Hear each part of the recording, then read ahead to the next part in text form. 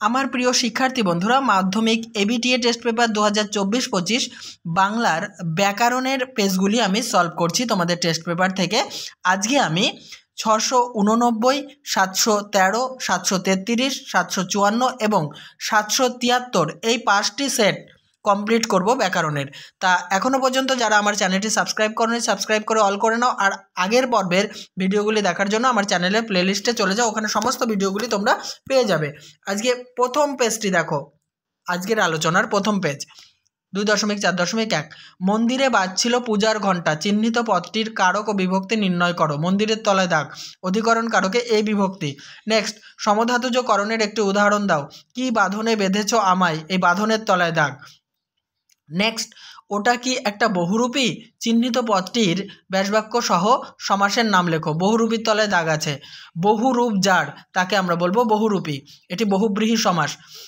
2.4.4 মেঘ বাহন যার, বাক্যটি সমাসবদ্ধ করে তার শ্রেণী নির্ণয় করো। মেঘ বাহন যার, তাকে আমরা বলবো মেঘবাহন। সাধারণ কর্মধারয় সমাস।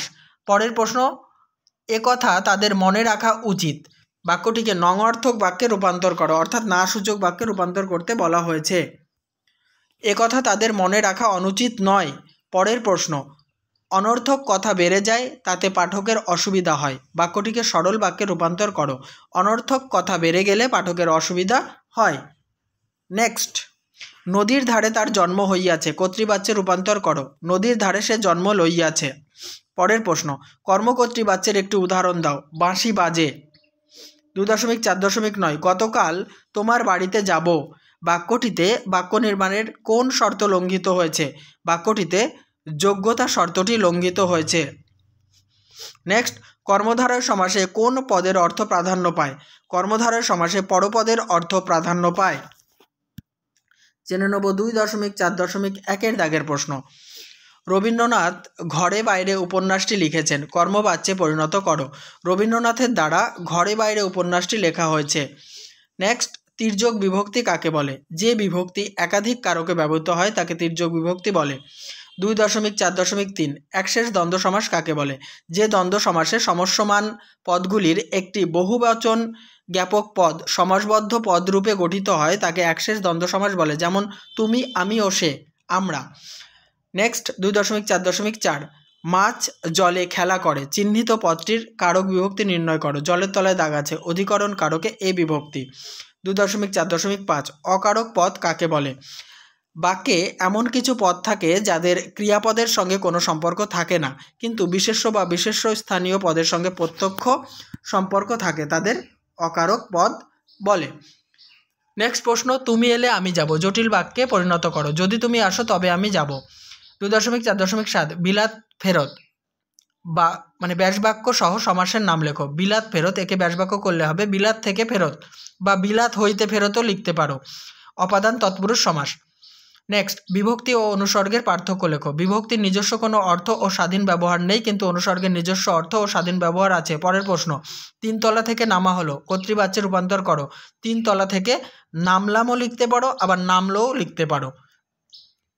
2.4.10 সম্বন্ধ তৎপুরুষ সমাসের একটি উদাহরণ দাও। দেখো, পথের রাজা, তাকে আমরা বলবো রাজপথ। নেক্সট পেজে চলে এসো। নেক্সট পেজের প্রথম প্রশ্ন, বাক্যে প্রয়োগ করে সমধাতুজ কর্তার উদাহরণ দাও। দেখো, পড়ুয়া চেঁচিয়ে পড়ছে, এই পড়ুয়ার তলায় দাগ, এটি সমধাতুজ কর্তার উদাহরণ। নেক্সট 2.4.2 দাগের প্রশ্ন, ক্ষুধায় চাই এক মুঠো অন্ন, ক্ষুধায় তলায় দাগ, চিহ্নিত পদটির কারক ও বিভক্তি নির্ণয় করো। নিমিত্ত কারকে অন্তঃস্থ বিভক্তি। পরের প্রশ্ন, সম্বন্ধ পদকে কারক বলা যায় কি না? কারণ সহ লেখো। সম্বন্ধ পদকে কারক বলা যায় না, কারণ বাক্যে ক্রিয়াপদের সঙ্গে সম্বন্ধ পদের কোনো প্রত্যক্ষ সম্পর্ক থাকে না। পরের প্রশ্ন, আলু সিদ্ধ পদটির ব্যাসবাক্য সহ সমাসের নাম লেখো। সিদ্ধ যে আলু, তাকে বলি আলু সিদ্ধ। সাধারণ কর্মধারয় সমাস। পরের প্রশ্ন, অলোপ বহুব্রীহি সমাসের উদাহরণ দাও। গলায় মালা যার, গলায় মালা। নেক্সট 2.4.6 কাকা বাবু পদটির ব্যাসবাক্য সহ সমাসের নাম লেখো। যিনি কাকা তিনিই বাবু, তাকে বলি কাকা বাবু। সাধারণ কর্মধারয় সমাস। 2.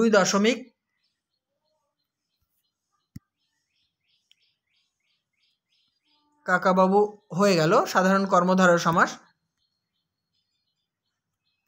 পরেরটি দেখো, তুমি এলে আমি যাব জটিল বাক্যে পরিণত করো, যদি তুমি আসো তবে আমি যাব। এই পেজটা ডবল হয়ে গেছে। নেক্সট পেজে চলে এসো। এখানে কিছু এলোমেলো হয়ে গেল বুঝতে পারছি, হয়তো আমার সিলেক্ট করার সময় গন্ডগোল হয়ে গেছে। যাই হোক, 2.4.1 শূন্য বিভক্তি কাকে বলে? যে বিভক্তি শব্দের পরে যুক্ত হয়ে শব্দকে পদে পরিণত করে অথচ নিজে অপ্রকাশিত থাকে তাকে শূন্য বিভক্তি বলে। নেক্সট প্রশ্ন, সাধনকর্তার একটি উদাহরণ দাও। পাড়া গায়ে এখনো কিছু কিছু ঘানি সর্ষে ভাঙে বইকি, ঘানির তলায় দাগ। নেক্সট, সিন্ধু তীরে পদটির ব্যাসবাক্য সহ সমাসের নাম লেখো। সিন্ধু তীরে, একে যদি আমরা ব্যাসবাক্য করি লিখব সিন্ধুর তীরে, সম্বন্ধ তৎপুরুষ সমাস। 2.4.4 দাগের প্রশ্ন, ব্যাসবাক্যটির সমাসবদ্ধ করে তার শ্রেণী নির্ণয় করো। ক্রিয়ার সহিত বর্তমান, তাকে আমরা সমাসবদ্ধ পদ করলে হবে সক্রিয়, সহার্থক বহুব্রীহি সমাস। নেক্সট, তদ্ধিতার্থক দ্বিগু সমাসের একটি উদাহরণ দাও। ন কড়ির বিনিময়ে কেনা, তাকে বলবো ন কড়ি। 2.4.6 আমি তাকে ছেড়ে দিলাম, নং অর্থক বা না সূচক বাক্যে পরিণত করতে বলা হয়েছে। আমি তাকে ধরে রাখলাম না। পরের প্রশ্ন, হোম টাস্ক হয়ে ওঠেনি, বাক্যটিকে জটিল বাক্যে রূপান্তর করো। যা হয়ে ওঠেনি তা হোম টাস্ক। 2.4.8 বিশেষণ ও বিশেষ্য যোগে একটি বিশেষ্য খণ্ড তৈরি করে বাক্যে ব্যবহার করো। তুমি ধীরে আর সাবধানে যাও। পরের প্রশ্ন, ওয়াটস পত্র দেখিল, ভাব বাচ্যে পরিণত করো। ওয়াটসের পত্র দেখা হলো। শেষ প্রশ্ন, লুপ্ত কর্মে ভাব বাচ্যের একটি উদাহরণ দাও। এত বলা যায় না। পরের পেজে চলে এসো। পরের পেজে দেখো প্রথম প্রশ্ন, সম্বন্ধ পদ ও সম্বোধন পদের একটি সাদৃশ্য অর্থাৎ মিল লিখতে বলা হয়েছে। সম্বন্ধ পদ ও সম্বোধন পদ উভয়ই অকারক, এটি হচ্ছে সাদৃশ্য বা মিল। পরের প্রশ্নটি দেখো, অনুসর্গ কথার অর্থ কী? অনু কথার অর্থ হলো পরে, আর স্বর্গ শব্দের অর্থ সৃষ্টি বা ব্যবহার, অর্থাৎ অনুসর্গ কথার অর্থ যা পরে ব্যবহৃত হয়। নেক্সট, নিত্য সমাস কাকে বলে? যে সমাসের সাধারণ নিয়মে ব্যাসবাক্য হয় না অথবা ব্যাসবাক্য করতে গেলে অন্য কোনো পদের প্রয়োজন হয় তাকে নিত্য সমাস বলে। পরের প্রশ্ন, সমাসবদ্ধ যে কোনো একটি পদ বেছে নিয়ে তার ব্যাসবাক্য নির্ণয় করো ও সমাসের নাম লেখো। রামদাসের সুশ্রী গৌরবর্ণ মুখ ক্ষণকালের জন্য আরক্ত হইয়া উঠিল। আমি গৌরবর্ণটাকে বেছে নিয়েছি। গৌরবর্ণ, একে ব্যাসবাক্য করলে হবে গৌরবর্ণ যার, এটি বহুব্রীহি সমাস। নেক্সট প্রশ্ন, বাক্য নির্মাণের শর্তগুলির যে কোনো একটির সংজ্ঞা দাও।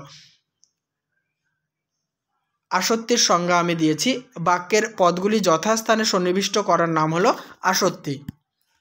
নেক্সট প্রশ্ন, 2.4.6 জটিল বাক্যে রূপান্তর করো। একটু পরেই বাসের ড্রাইভার কাশীনাথ ধমক দেয়। একটু পরেই যে ধমক দেয় সে বাসের ড্রাইভার কাশীনাথ। নেক্সট, একটি কর্মকর্তৃবাচ্যের উদাহরণ দাও। শঙ্খ বাজে। 2.4.8 কর্মবাচ্য ও ভাববাচ্যের একটি বৈসাদৃশ্য বা অমিল বা পার্থক্য লিখতে বলা হয়েছে। কর্মবাচ্যে কর্মপদের প্রাধান্য প্রকাশ পায় এবং ক্রিয়া কর্মের অনুগামী হয়, কিন্তু ভাববাচ্যে ক্রিয়ায় প্রাধান্য লাভ করে। নেক্সট প্রশ্ন, অনুজ্ঞাসূচক বাক্যের একটি বৈশিষ্ট্য লেখো। অনুজ্ঞাসূচক বাক্যের মাধ্যমে আদেশ, উপদেশ, অনুরোধ, নিষেধ ইত্যাদি প্রকাশ পায়। 2.4.10 বিশেষ্য খণ্ড কাকে বলে? উদাহরণ দাও। যে অপ্রধান খণ্ড বাক্য বিশেষ্যের মতো ব্যবহৃত হয়ে প্রধান খণ্ড বাক্যের অন্তর্গত কোনো পদের সঙ্গে যুক্ত হয় তাকে বিশেষ্য খণ্ড বলে। উদাহরণ দেখো, সঞ্জয় যে আসবে তা প্রিয়া জানত। এই যে সঞ্জয় যে আসবে এই অংশটুকু বিশেষ্য খণ্ড।